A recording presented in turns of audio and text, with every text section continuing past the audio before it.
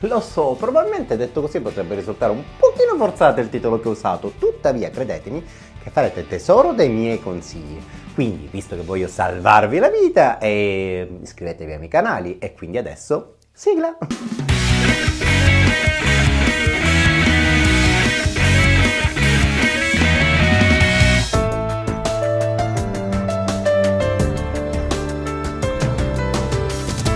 Mai, e ripeto, mai andare in Egitto in estate. Potreste incenerirvi non appena mettete piede fuori dall'aereo. Siate furbi e andateci tra aprile e maggio oppure tra fine settembre e inizi di novembre. I locali stessi infatti consigliano ottobre come mese ideale e posso assicurarvi, per esperienza personale, che l'Egitto in ottobre è magnifico. Mi ringrazierete.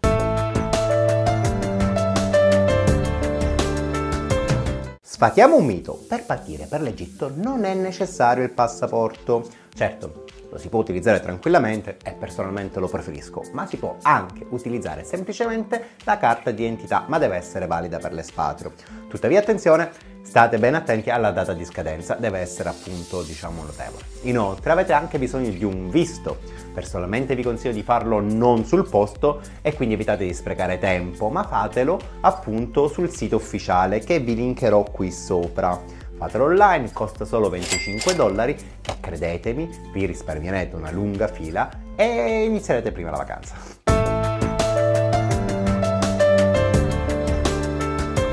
Bene Giramondo, una delle cose che vi salverà sicuramente la vita dal caldo soprattutto è appunto crearsi quella sorta di turbante che appunto si utilizza nelle zone desertiche. Prendete una delle pashmine, la avete probabilmente una a casa anche voi e fate una forma rettangolare per quanto possibile. Poi mettetevela in testa, così dovrebbe essere ben stretta e prendete la prima estremità.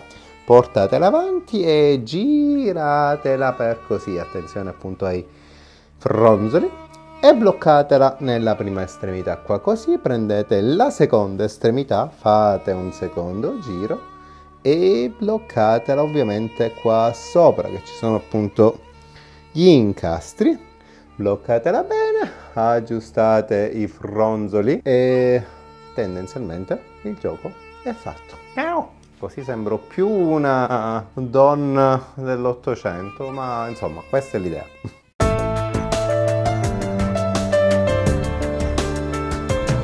La questione dell'acqua in Egitto è storia alquanto nota e di certo non posso che confermare questo fenomeno. Tuttavia, per i pochi che comunque non lo sapessero, mai, e dico mai, bere l'acqua o sciacquarsi la bocca con l'acqua dei rubinetti, per evitare di avere incontri del terzo tipo con il water durante le vacanze. Quindi, lavatevi i denti con l'acqua minerale. Lo so, sarà un tremendo uso di plastica, me ne rendo conto, ma non c'è scampo. Fatevi la doccia a bocca e occhi chiusi. Insomma, se dobbiamo essere paranoici, meglio farlo bene, non trovate?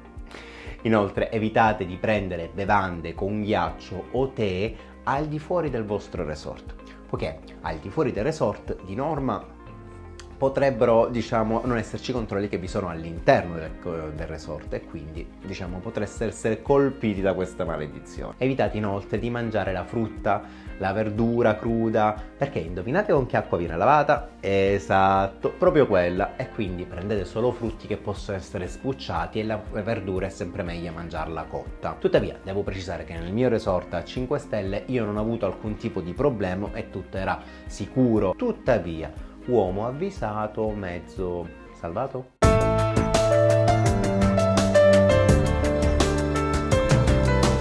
Ebbene sì, tra i miriadi di pesci e mammiferi marini che possiamo trovare nel Mar Rosso, anche in questo mare possiamo trovare gli squali. Infatti, tra il 2022 e il 2023 ci sono stati ben 3 attacchi di squali mortali a opera di squali tigre. Ora, nel video che posterò qui sopra potrete vedere addirittura in diretta la tragica morte di un ragazzo russo che appunto nel giugno del 2003 è stato ucciso da uno squalo tigre. Vi avverto che le scene sono davvero forti e non adatte a tutti. Con questo però non voglio assolutamente dire che il Mar Rosso non sia sicuro, tutt'altro. Ogni mare è sicurissimo. Considerate che statistiche alla mano vi è una possibilità su 4 milioni di morire per via di uno squalo. Tuttavia, sempre per essere paranoici, però al punto giusto, Bisogna solo ed esclusivamente attenerci ad alcune regole. 1. Mai fare il bagno di sera tardi o di mattina molto presto. Gli squali amano mangiare per quell'ora, quindi evitiamo, di farci trovare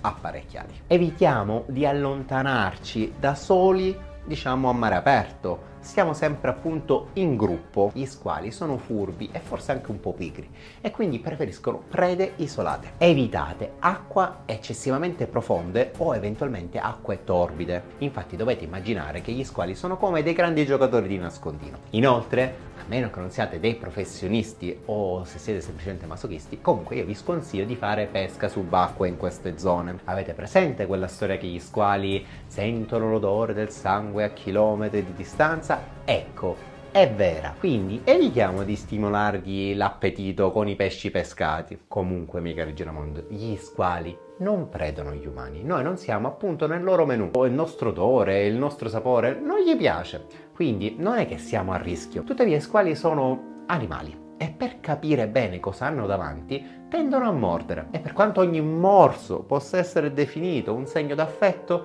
evitiamo di confondere questi signori del mare. Loro non sono cattivi, sono semplicemente animali.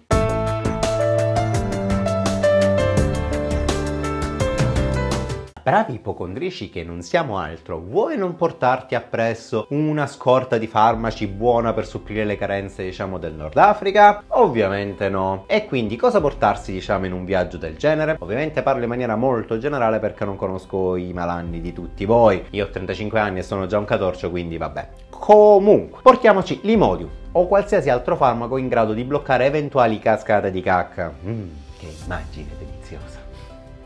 Ovviamente anche il Buscopan, sì, perché ovviamente oltre alle cascate precedentemente dette, i crampi la potrebbero fare da padrone in una maledizione di Montezuma. Poi paracetamolo e ibuprofene credo che sia un must to have per ogni viaggio e quindi perché non portarselo. Poi consiglio sicuramente creme al cortisone per eventuali eczemi, per eventuale contatto con animali e pesci o entità aliene che possono arrossarvi la vostra pelle. Ovviamente anche un antistaminico, ovviamente il vostro preferito. Poi anche e soprattutto spray per insetti, mosche, zanzare, pappataci o qualsiasi altra cosa che possa produrre un eventuale ronzio. Credetemi, sarei messo anche il collare del cane se potesse servire. Boh!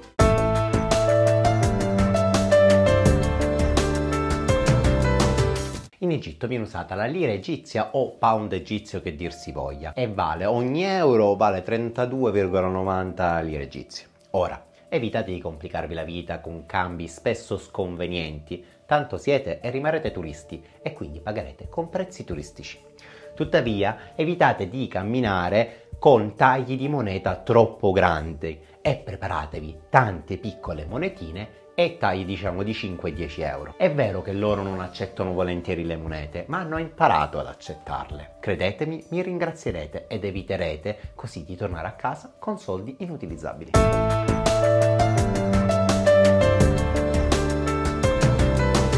La questione delle mance è stata la cosa che ho particolarmente meno gradito di tutta la vacanza. Per qualsiasi cosa che tu faccia e che tu abbia già precedentemente pagato, ti viene richiesto sempre un extra di mancia. Capisco che siamo in un paese povero, ma è davvero eccessiva la situazione, davvero snervante. Quindi preparatevi sempre, come ho già detto prima, dei piccoli tagli di moneta per pagare ogni singola persona. Poi non fate pagare solo una singola persona del gruppo, ma pagate ognuno la vostra quota, perché loro questo se no non lo percepiscono. Credetemi che non mi volevano fare scendere dal cammello perché prima volevano una mancia che non si capiva quanto la volevano. Davvero, davvero snervante.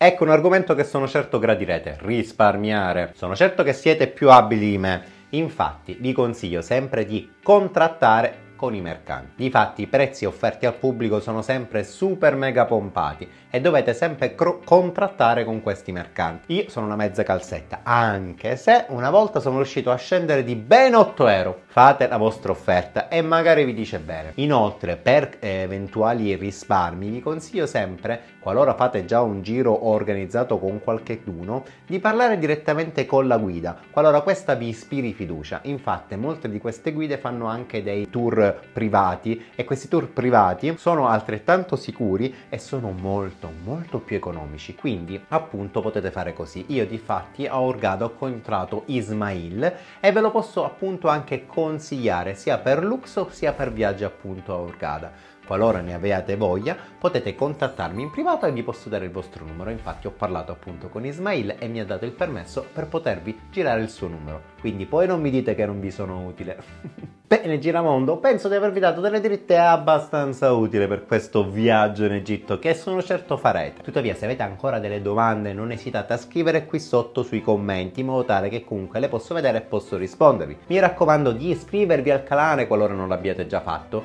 e di far iscrivere anche i vostri amici, parenti, insomma tutti. Bene, è giunto il tempo di salutarci e vi ricordo il mio motto: la vita è troppo breve per non partire, quindi viaggiate sempre in compagnia di The Rule Lover. Ciao!